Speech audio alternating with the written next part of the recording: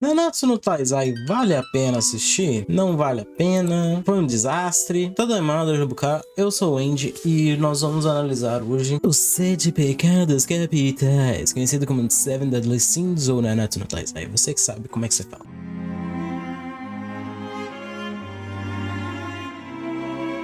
A gente começa com uma história acompanhando a Rainha Elizabeth, não, mentira, Princesa Elizabeth ainda, né? Ela não tinha toda essa idade, mas ela era princesa do reino de Liones e ela procurava um grupo de 7 cavaleiros que se chamavam os 7 pecados capitais. Cada um dos integrantes representava um dos pecados. Com o desenrolar de episódios, a gente descobre que Elizabeth Meliodas, o capitão dos 7 pecados, tem uma história muito mais longa do que se sugeria. É complicado falar sobre 100 episódios e falar que isso foi uma ladeira abaixo sem fim. Sem fim. Nós passamos de Meliodas a Melifogo, porque tudo que fizeram no anime simplesmente destruiu a imagem dele por completo. Eu tinha lido o mangá antes do anime sair, e eu pensei com os meus botões: o anime tem muito potencial, porque o mangá tinha muito potencial. Você via tudo no mangá, batalhas incríveis e uma batalha constante de potenciais que cada personagem tinha. Nós passamos por uma temporada inteira só apresentando cada personagem, da onde vinha, como é que eram os pesares, como é que era a história, e até certo momento na segunda temporada, até eles trocarem de estúdio, tava tudo maravilhoso, tava tudo indicando: nossa, esse anime realmente tem um potencial absurdo, que tem hoje Spy X Family, Boku no Hero. Ele podia escalar de formas imensas, ser uma espécie de novo Naruto. A gente tinha muita perspectiva, a gente tinha muita expectativa. Então não conseguirá me vencer em uma competição de quem é o mais mal desenhado! Só que aí, na hora que mandou uma mudança de estúdio no longo do tempo, nós vivimos uma visível piora, uma ridicularização da arte e de qualidades do desenho. Inclusive que eles tentaram censurar. Eles transformaram o sangue da série em leite, basicamente. Mas o pior pecado que eles fizeram no Nanatsu, trocadilhos à parte, foi que o roteiro empobreceu por completo. Ele não conseguia mais explicar as coisas do jeito que explicava antes. Ele não conseguia mais desenvolver as batalhas do jeito que desenvolvia antes. E quando chegou a estratosfera, vamos dizer assim, quando chegou, por exemplo, Meliodas versus o Pecado do Orgulho, Escanor!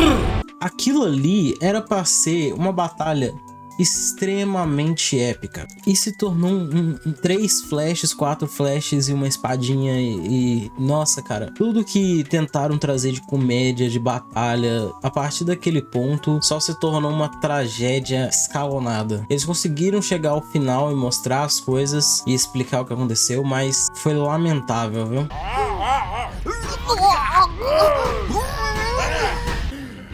E assim, não é tirando a existência de Merlin e o Rei Arthur, mas a história deles foi muito forçada. Tipo, Merlin ser uma maga, até que tudo bem, a gente releva, digamos assim, já que Merlin era sempre considerado um mago barbudo, velho e esquisito. Aí de repente é uma mulher seminua que é parecida mais com uma sucubus do que com a verdadeira Merlin. Tranquilo, mas forçaram demais pro lado de Merlin ter uma atração por Arthur. O Arthur não era exatamente rei, ele não tinha a Excalibur, aí surgiu a Excalibur e ele tinha que lutar contra o demônio. Foi simbolando um monte de coisas, de obras e de buscas de personagens que simplesmente não chegavam a lugar nenhum e destruíram o conceito de ser 7 pecados. Deixou de ser a existência dos 7 pecados como personagens para se tratar de uma coisa que era a Guerra Santa, só que a Guerra Santa englobava muito mais coisas, muitos mais fatores. Eles tinham que explicar o lado do bem, a existência do lado do bem e a existência do lado do extremo mal. Aí os 10 mandamentos, que eram para ser coisas celestiais, né, pelo menos em tese, são mandamentos do Senhor.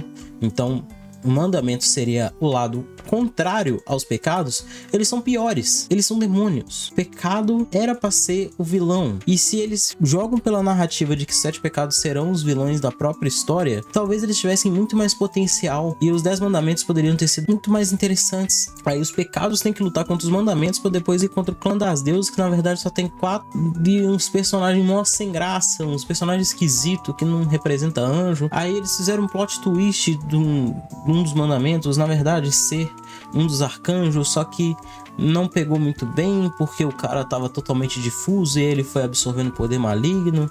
Misturou nada com nada, a história chegou no final em 2021, mas foi mais um assim, já que nós caminhamos, já que nós fizemos essa temporada, a gente precisa terminar isso de algum jeito. E foi mais isso, foi uma existência de um ponto final, uma conclusão para a história, do que realmente algo digno da obra que ela tinha potencial para ser. E se teve alguma coisa de Nanatsu positiva, foi completamente esquecido. Era a segunda temporada para trás. Se existiu um Nanatsu no Taizai, foi a primeira e a segunda temporada. A partir dali, finge que foi um delírio coletivo. Fora que tem o filho do Meliodas com a Elizabeth, que tem os olhos heterocromáticos, e eu devo dizer que eu sou muito suspeito para falar de olhos heterocromáticos, que era visivelmente para mostrar a mistura do clã demônio com o clã das deusas, e eu gosto muito dessa temática.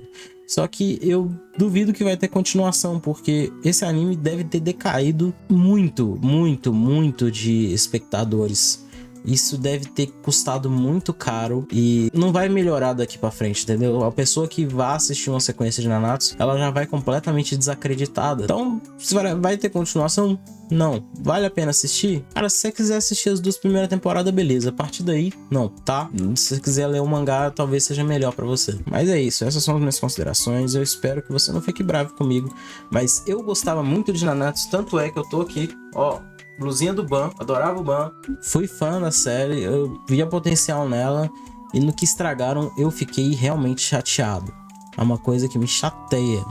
Não é que eu esteja feliz de falar que Nanatsu ficou uma bosta. Não, é realmente triste pra caramba saber que Nanatsu ficou uma bosta. Mas se você discorda em algum ponto, deixa aí seu comentário que eu vou ler com carinho. Se você concorda, fala aí até onde você assistiu, se você assistiu, deixa um gostei pra poder incentivar as coisas no canal aqui, até porque nós tomamos aquele strike maroto e tô precisando de toda a ajuda que vocês puderem me dar. Assiste mais um vídeo se você tiver afim, um abraço, um beijo, um queijo e até a próxima.